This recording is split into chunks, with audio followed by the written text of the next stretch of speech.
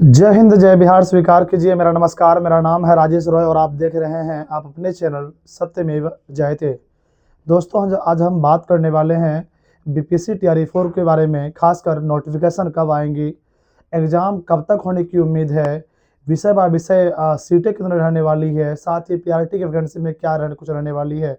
साथियों, आगे बढ़ने से पहले मैं आपसे चाहूँगा, हाथ जोड़कर प्रार्थना करता हूँ कि माँ सरस्वती के लिए एक सब्सक्राइब कर दीजिएगा, और यदि आप नए आए हैं तो हमारे चैनल को एक बार लाइक कर दीजिएगा और सब्सक्राइब अवश्य कर दीजिएगा। चलिए हम आगे बढ़ते हैं, इसी क्रम में बात करने वाले हैं।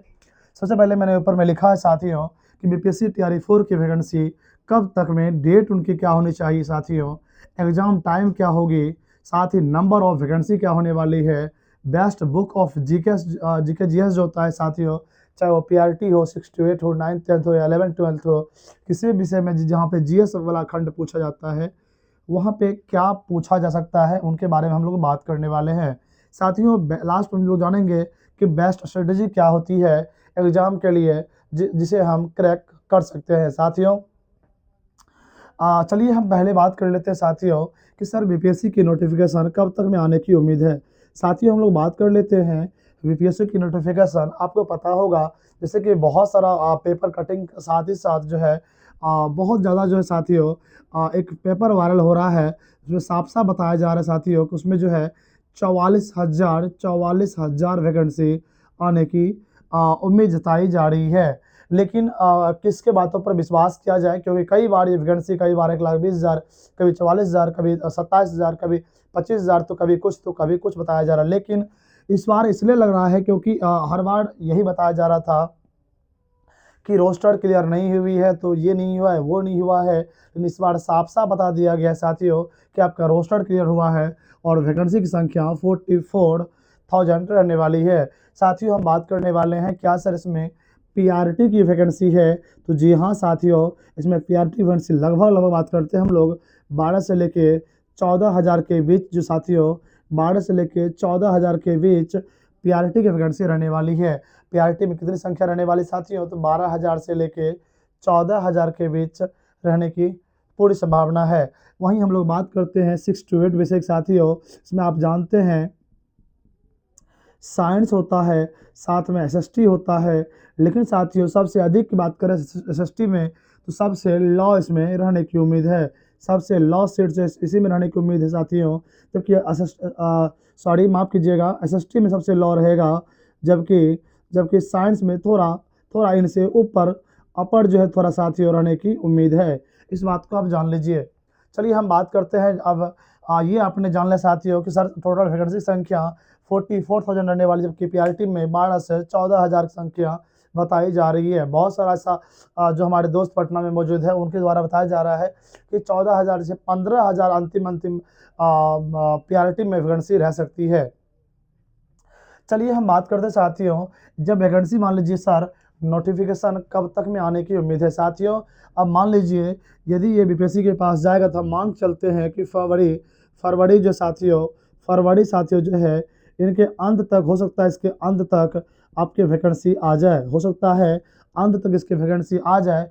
साथ ही साथ साथियों हो सकता है ऐसा भी हो कि ये बढ़ के मार्च भी हो सकता है। क्यों, आपने देखा होगा कई बार ऐसा लगा कि अब वैकेंसी आ जाएगी, अब आ जाएगी, लेकिन अभी तक कोई भी पता वैकेंसी का नहीं है साथियों। ये फरवरी के अंत या मार्च के फर्स्ट वीक में आने की पूरी संभावना है।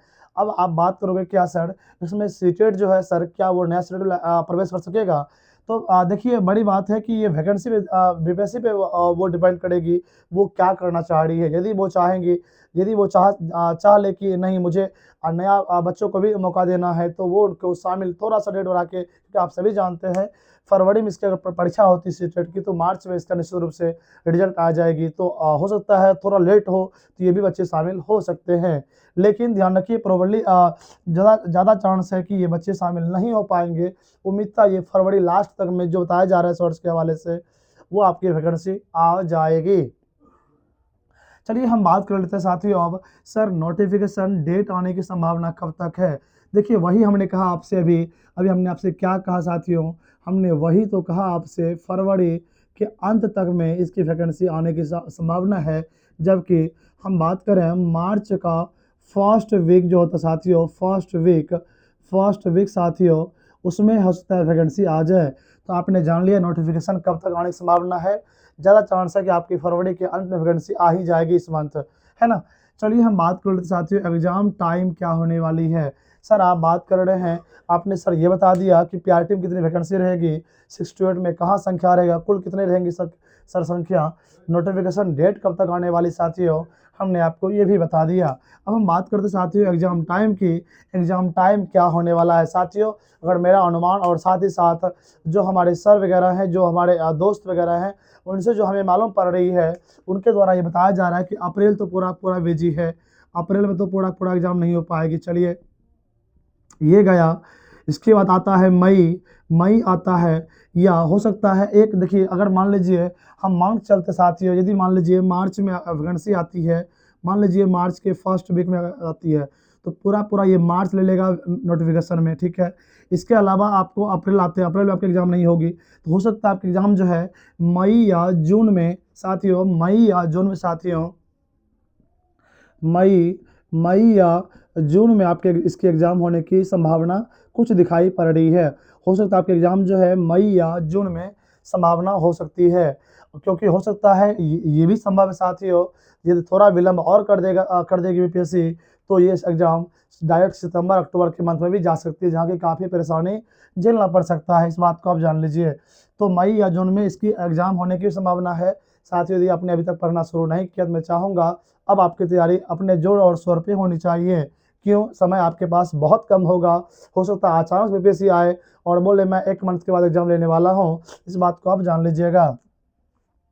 हम बात करते साथियों नंबर ऑफ वैकेंसी की। सर नंबर ऑफ वैकेंसी क्या रहने वाली है, हमने वही तो बताया था अभी आपको। नंबर ऑफ वैकेंसी बारे में मैंने आपसे कहा था, कुल जो साथियों है वो 44,000 लगभग सीटें बताई जा रही है। हालांकि इनकी संख्या बढ़ के 50,000 भी हो सकती है, लेकिन यही संभावना है। तो 40 के से लेके 50 के बीच में ही जो है साथियों संभावना एकदम 100% चांस है कि आपकी वैकेंसी इसी दरमियान रहने वाली है। साथियों 44,000 से लेके 50,000 के बीच ही आपकी वैकेंसी रहने की पूरी संभावना है। साथियों हम बात कर लेते हैं बेस्ट बुक्स की। अभी आपने देखा साथियों नोटिफिकेशन डेट कब आएंगी, साथ ही एग्जाम टाइम क्या होने वाली है। अब हम बात कर लेते हैं बेस्ट बुक्स फॉर जीएस, अर्थात जीएस एक ऐसा विषय होता है साथियों, यदि आप किसी की भी तैयारी कर रहे हो 1 to 5, 6 to 8, 9, 10, 11 to 12, हर जगह आपको जीएस की मात्रा दिखाई देने वाली है। साथियों हम बात कर लेते हैं सर एग्जाम में क्वेश्चन कहाँ से पूछ रहा है। साथियों मैं ही आपसे पूछता हूँ, जब आप पढ़ रहे थे पीवाईक्यू जब आप लगाए होंगे, आप इतना दिन से घर में बैठे तो नहीं होंगे, आप पढ़ाई तो कर रहे होंगे। साथियों जब आप पीवाईक्यू लगाए होंगे, आप देखे होंगे क्वेश्चन 95% कितना, तो 95% क्वेश्चन आपके एनसीईआरटी बुक से रहता है। एनसीईआरटी बुक से रहता है। मैं चाहूँगा चाहे वो, देखिए मेरी बात अगर मानते हैं आप, यदि मान लीजिए आप पीआरटी, मान लेते हैं हम कि आप पीआरटी की तैयारी कर रहे हैं, किसकी तैयारी कर रहे हैं साथियों, आप पीआरटी की तैयारी कर रहे हैं, मान लेते हैं आप पीआरटी की तैयारी कर रहे हैं। साथियों देखिए ध्यान से, पीआरटी की तैयारी करते हैं वहाँ पे आपको मुख्य रूप से जो पढ़ना पड़ता है साथियों, उसमें आपको मुख्य रूप से आपका आता है हिस्ट्री, इसी मान चलते हैं हम ज्योग्राफी प्लस ईवीएस। यहाँ पे मान लीजिए आपको हम लेके चलते हैं साइंस, यहाँ पे हम आपको लेके चलते हैं मैथ, और यहाँ पे आपको लेके चलते हैं रीजनिंग की तरफ रीजनिंग। और साथ ही साथ अगर हम बात करें तो करंट अफेयर्स का भी वेटेज अच्छा खासा खासकर पीआरटी में रहता है। आप सभी जानते हैं हिस्ट्री के लिए साथियों सबसे बेस्ट बुक क्या हो सकता है साथियों, आपके जानकारी के लिए हम बता देते हैं। आप हिस्ट्री के लिए कुछ मत कीजिए, हिस्ट्री के लिए साथियों सबसे ज़्यादा साथियों आपको एनसीईआरटी में क्या पढ़ना है। एनसीईआरटी में साथियों आपको क्लास 8 ध्यान रखिएगा। खासकर यदि हम इतिहास की बात करते हैं, खासकर पीआरटी में, तो पीआरटी कहता है भैया हम आईएनएम से क्वेश्चन पूछने वाले हैं। आपके सिलेबस में साफ साफ लिखा गया है भारतीय राष्ट्रीय आंदोलन, साफ साफ लिखा गया साथियों भारतीय राष्ट्रीय आंदोलन। साथियों हम बात करने वाले हैं हिस्ट्री में बात करेंगे, तो हिस्ट्री में ध्यान रखिएगा आपको एनसीईआरटी क्लास 8 और क्लास 10वीं की आती है एनसीईआरटी, उसे आपको पढ़ लेनी है।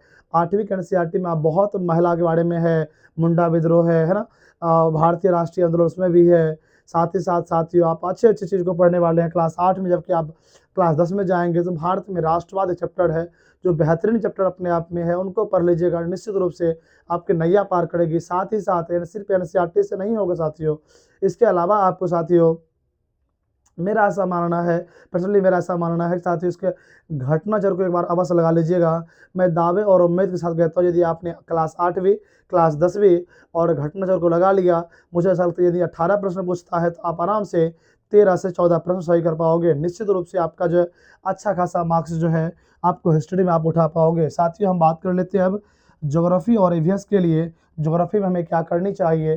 साथियों आपकी जानकारी के लिए बता दूं, ज्योग्राफी में क्वेश्चन आप कहीं मत जाइए, 6 टू लेके 10 तक का ज्योग्राफी पढ़िए। 6 टू 10 का ज्योग्राफी पढ़ लीजिए साथियों आप, ज्योग्राफी पढ़ लीजिए साथियों आप। और देन 11वीं क्लास में जो भौतिक आता है, भौतिक करके जो आता है किताब, 11वीं क्लास का बुक जो आता है साथियों 11वीं क्लास का, उसको पढ़ लीजिए, उससे आपका ईवीएस कंप्लीट हो जाएगा। साथियों मैं बता दूं आपकी जानकारी के लिए, ईवीएस के लिए 2 किताब पढ़ना पड़ेगा आपको। एक तो पहले बात आप क्लास 11 के साथियों, क्लास 11 का जो पहला किताब होता है भौतिक वाला, वो आपको पढ़ लेनी है, भौतिक वाला किताब जो होता है वो आपको पढ़ लेनी है।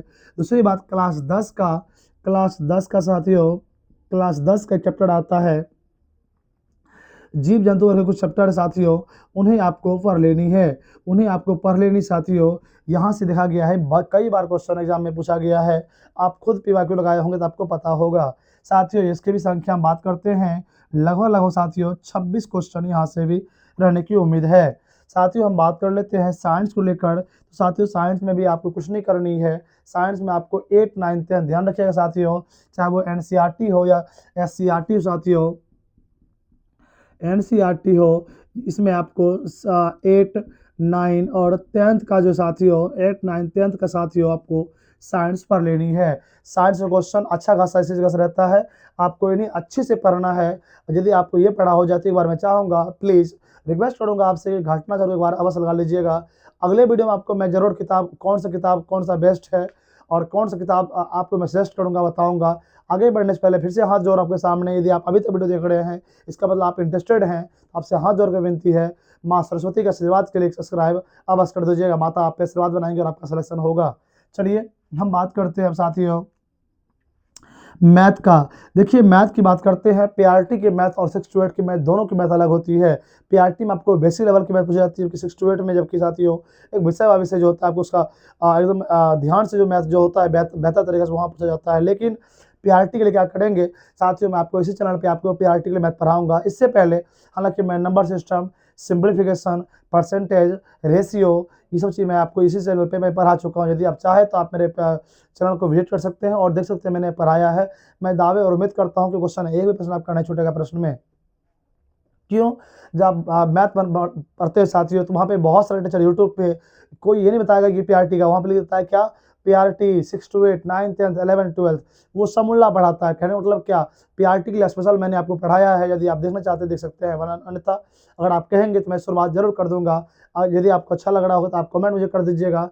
मैं आपको शुरुआत से जो है साथियों नंबर सिस्टम, साथियों मैं आपको नंबर सिस्टम, साथ ही सिंप्लीफिकेशन साथियों, परसेंटेज साथियों, रेशियो साथियों, मेंसुरेशन, सारा चैप्टर मैं आपको पढ़ा दूंगा। घातांक एवं करनी मैं आपको सारा पढ़ा दूंगा, जहाँ से क्वेश्चन हर साल बनता है और हर बार बनेगा, ये मेरा दावा है और मेरा गारंटी है। जो मैं पढ़ा दूंगा मैं दूसरी बार क्वेश्चन नहीं पूछेगा।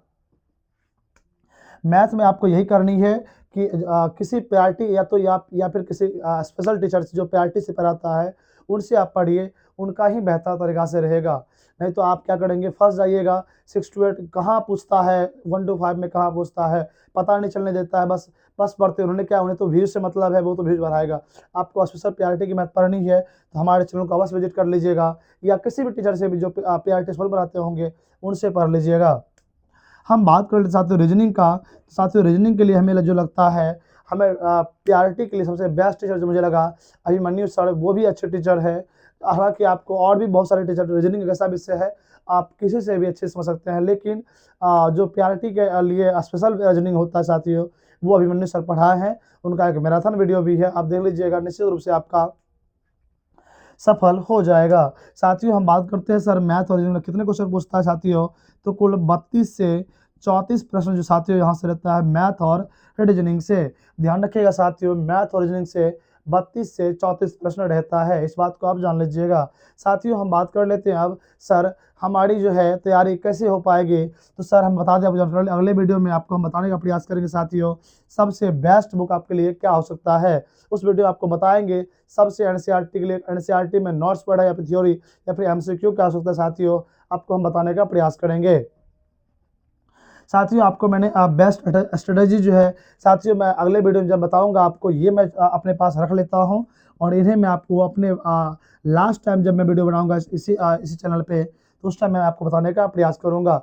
साथियों मुझे पूरा विश्वास है कि इस वीडियो से आपको बहुत सारी चीज़ें हेल्प मिली होगी। यदि थोड़ा सा भी आपको हेल्प मिला तो मैं चाहूँगा हाथ जोड़कर, नए आए हैं सब्सक्राइब अवश्य कर दीजिएगा और लाइक तो बनता ही बनता है। यदि आपको ये भाई का वीडियो अच्छा लग रहा है तो कमेंट, आपके सपोर्ट से ही मैं आगे बढ़ूंगा, तो आपका मुझे सपोर्ट चाहिए। यदि आप मैथ मुझसे पढ़ना चाहते हैं, पहली बार देख लीजिए मेरे चैनल में जाके कि हाँ मैंने जो आपको मैथ पढ़ाया है कैसे पढ़ाया है। यदि आपको अच्छा लग रहा है मैथ, यदि आपको अच्छा लगे तो आप मुझे बोलिएगा सर एक बार आप मैथ पढ़ा दीजिए, मुझे अच्छा लगा आपका मैथ। मैं आपको इसी बोर्ड पे मैं आपको मैथ पढ़ा दिया करूँगा, जिससे कि आपकी नैया जरूर पार लग जाएगी। माँ सरस्वती की कृपा से आप अवश्य सफल करेंगे। एक बार लिखिएगा कमेंट बॉक्स में, जय माँ सरस्वती, हाँ मेरा सिलेक्शन होगा। जय माँ सरस्वती, हाँ मेरा सिलेक्शन सर होने वाला है। इस बार अपने सिलेक्शन लेकर माता पिता का नाम, अपने गाँव समाज का नाम को रोशन कीजिएगा। चलिए मिलते हैं अगले वीडियो में। सभी साथियों तब तक के लिए बहुत बहुत धन्यवाद, बहुत बहुत धन्यवाद।